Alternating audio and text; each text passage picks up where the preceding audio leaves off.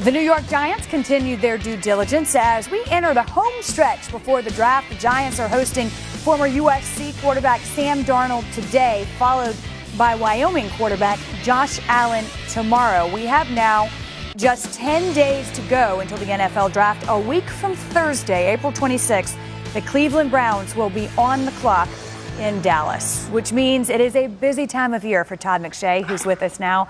And Todd, the safe assumption, I think, is that Cleveland will take a quarterback at number 1. So let's jump ahead and talk about the Giants at number 2. What are your expectations? Well, the more I look at it, the more you kind of research the history of Dave Gettleman, the general manager, and the more I talk to people in the league. I don't know definitively what they're going to do, but I do have a strong opinion they're going to wind up staying at number 2. I think it's going to take an absolute monster deal from a team like Buffalo to try to move up to that number 2 spot. And at the end of the day, I think Gettleman, who does not have a history of trading first or really second-round picks, I think just one traded second-round pick in his entire tenure, the 5 years where he was making draft picks in Carolina. So if he stays there, I just get the hunch it's going to be Saquon Barkley, the running back from Penn State, when it's all said and done. I think Bradley Chubb, North Carolina State defensive end, very much in play. I think that it probably comes down to those 2 players at that position. I think Chubb would be a great addition in that division, adding pass rushers. But Saquon Barkley is the player in this year's draft.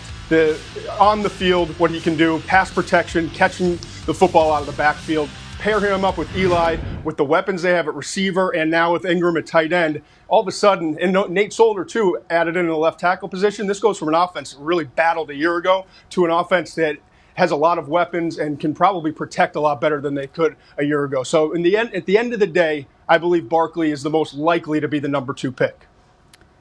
Todd, thank you. I know you'll be back with us in just a minute. Plenty to get to as we move toward the draft.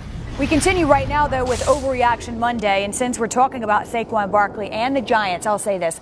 The Giants passing on Barkley is a huge mistake. I think we should say would be a huge mistake, since we're assuming they will with this.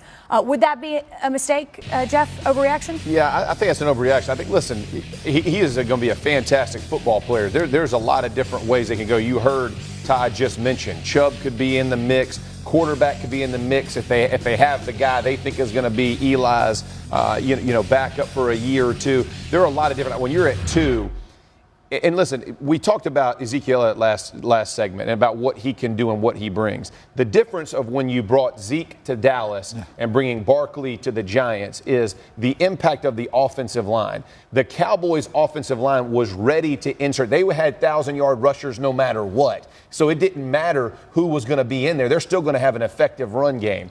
I'm not sure the Giants are there. So if Barkley is your guy, is he going to be an advantage? Absolutely. Todd's points are great. He's coming out of the backfield. He's excellent in pass protection, all of those things. I'm not sure if he brings the same impact to your team as Ezekiel did to the Cowboys, just because of where the Cowboys were as a football team. So I think it would be an overreaction to say it's an awful mistake if they do. They got to find the best player for their fit and then move from there. Yeah, I think it's an overreaction as well. Listen, and this is no knock on Saquon Barkley, because I think he's a lights-out prospect, the best prospect in this draft. But if you're the New York Giants, I think you also got to look what's going on in my division. I mean, you got some really good quarterbacks in that division, and the best way to handle that is you got to get guys that get after the quarterback in that division.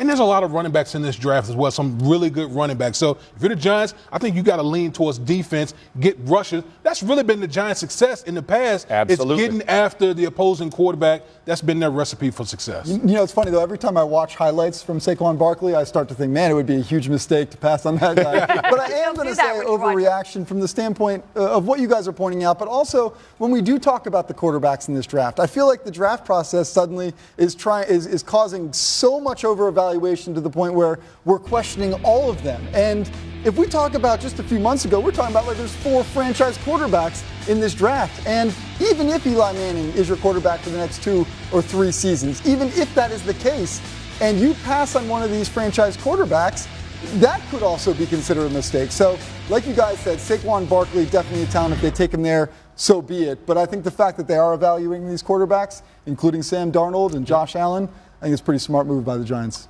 Well, we've said this before. They can't all play forever. Not even Tom Brady, not even Eli Manning. At some point,